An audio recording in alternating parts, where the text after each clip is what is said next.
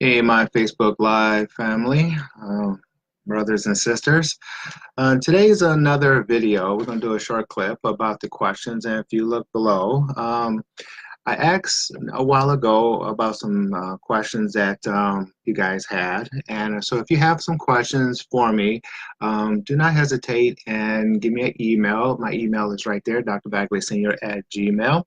Also, if you want to subscribe, please go to my YouTube channel and subscribe. Hey, Renee, what's going on, Tracy? Um, so today I'm going to talk to you more specifically within relationships. There are four questions that I've received, and I've crunched it down. And so I want to talk to you about it. Now, this is going to be a little bit more.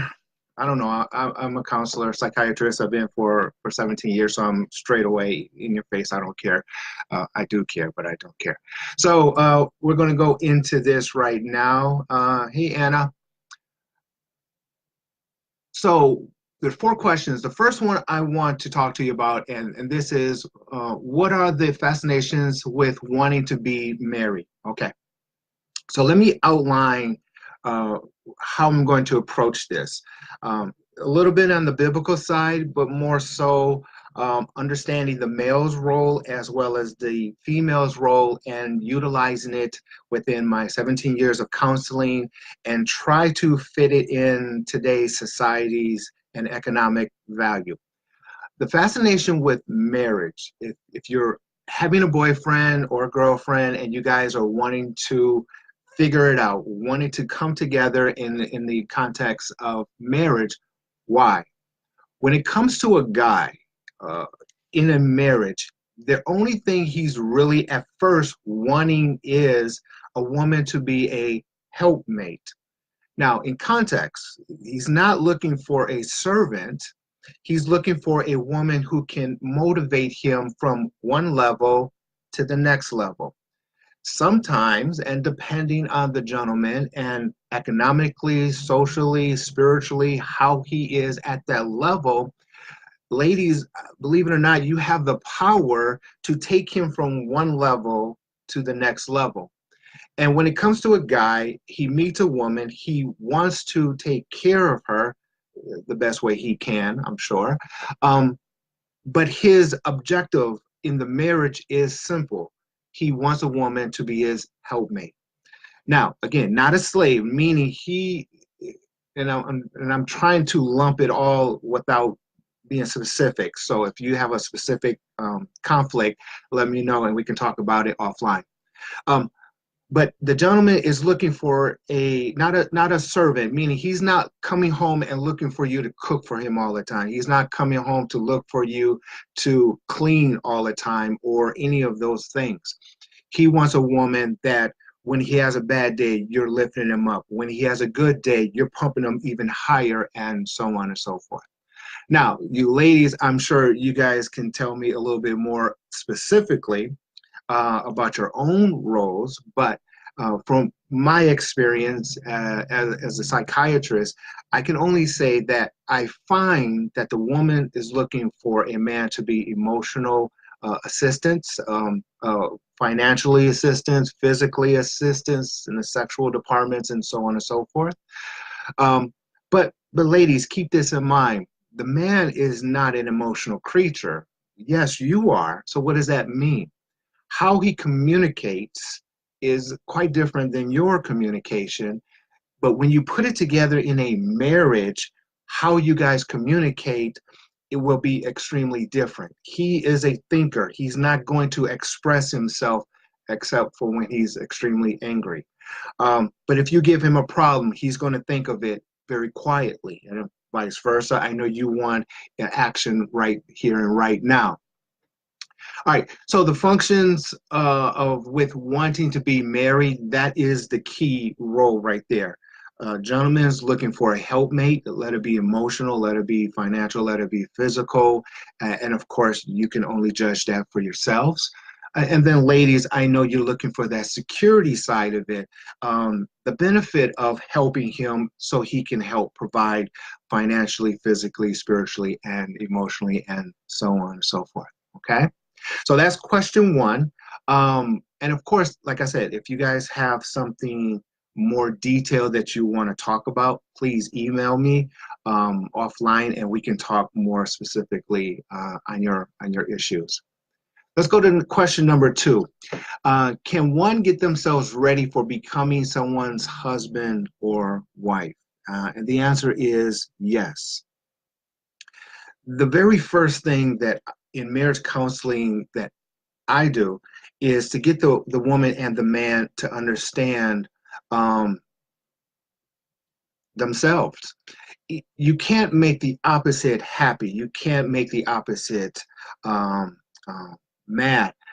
So, in context, to grow the relationship or to grow the relationship for marriage is simply to grow self, to get to know who you are, to get to know what you like, what you don't like, and what you're willing to settle or compromise, and what you're not willing to settle or compromise. If you know those things right there, then you can examine yourself and the other person, and then how do we put you guys together?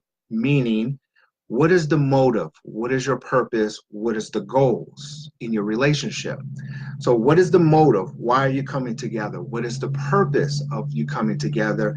And more importantly, the goals, because you can come together, and I guarantee you, if you don't have a purpose and a goal for next year, 2 years, 5 years, 10 years, that relationship is not going to last too long.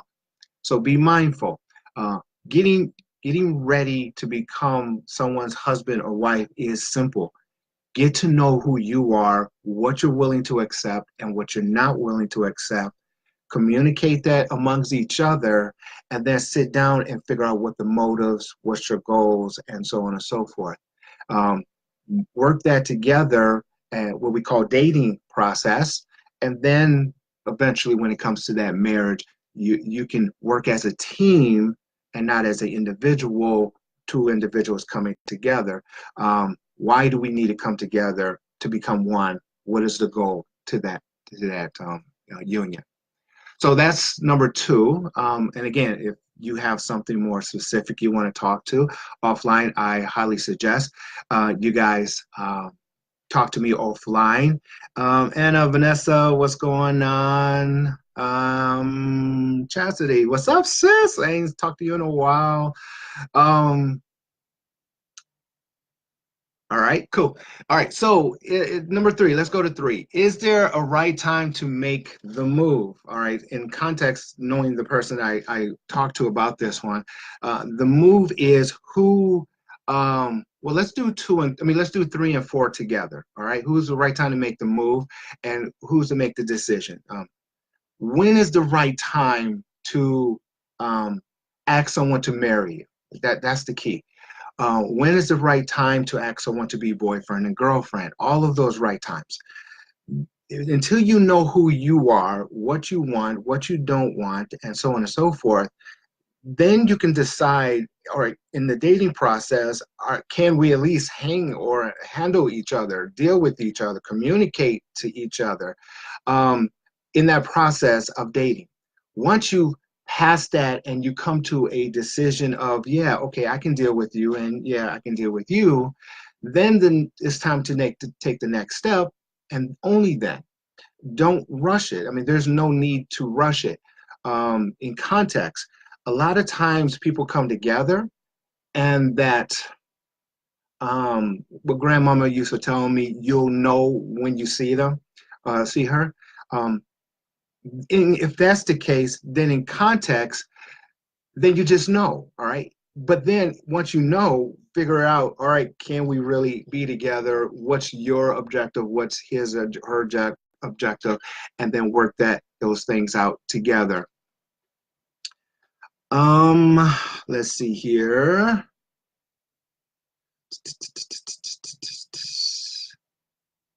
All right, cool. Do you know the time in many cultures? All right, so yeah, so the culture. Let's Anna comes up with a good question. They do it all the times in many cultures. Okay, so let's talk about cultures in context. That's a separate question, but I'm glad Anna is bringing that up. let's use a typical black and white scenario. It can be from Asian to American. It can be from, if you're two different cultures. If you're in the same culture, it's hard enough. But if you're in two different cultures, one must understand the other culture, vice versa. Once you understand the culture, then respect one another to that culture. Um, and it just depends on that. Certain cultures, when you come together and you are make up your mind you want to be boyfriend and girlfriend, then the next stage is not engagement. Sometimes it's simply let's get married. Other cultures is engagement, long-term engagement, and then get married, like American mostly. So it just depends on the culture, and yeah, so you have to determine the husband the wife position, becoming one's husband and wife, and then the timing, number three question, when to make the move. It can be based off of a culture, it can be based off of, hey, I like you, I love you, let's just go to the next level. Mindfully make sure we understand the motives, the goals, right? And then once you figure that out, then get married. Um, so communication is the key. It is the number one key in all things. If you don't communicate, if you don't tell them exactly what it is that you want, how you want it, and so on and so forth, then you're missing out a piece in the puzzle here. One person may think they got the puzzle, and then the other person may think, not so much. All right. So communication is the key to the question of number three, when is the right time to make the move? To number four, who makes the decision? Old school, it was the guy's position. Buy the engagement ring, surprise the woman, propose, right? In today's time, because we have the same-sex issues and subjects, it's really whoever, whenever. The, I think in today's society, the social makeup of today, I think whoever really wants to make the first move, make the first move. If two people really love each other, communicate it, and you feel like you want to take it to that next level called marriage, why can't a woman propose versus a man propose? Why can't you guys communicate it together and do it together? Um, there's no rule saying you can't. The question though is making sure that you understand what the motives, making sure what your goals, making sure of how we plan for tomorrow. Can we plan for tomorrow and then plan for tomorrow in that decision making? So those are four questions that was given to me. I hope I answer some of your questions. So that's where we're at with these four. If you do have any questions, like I said, specifically, please don't hesitate in emailing me. If you have or want some more information, I've done other videos, go to my YouTube channel and subscribe or like or however you guys feel free. And if you have some more questions that you would like for me to answer, please do not hesitate in emailing me also. So my name is Dr. Bagley. Thank you very much. Thank you, Anna. Thank you, Chastity, my sister. Love the pictures that you guys been posting, Chastity. She's my real sister. Vanessa, thank you very Vanessa.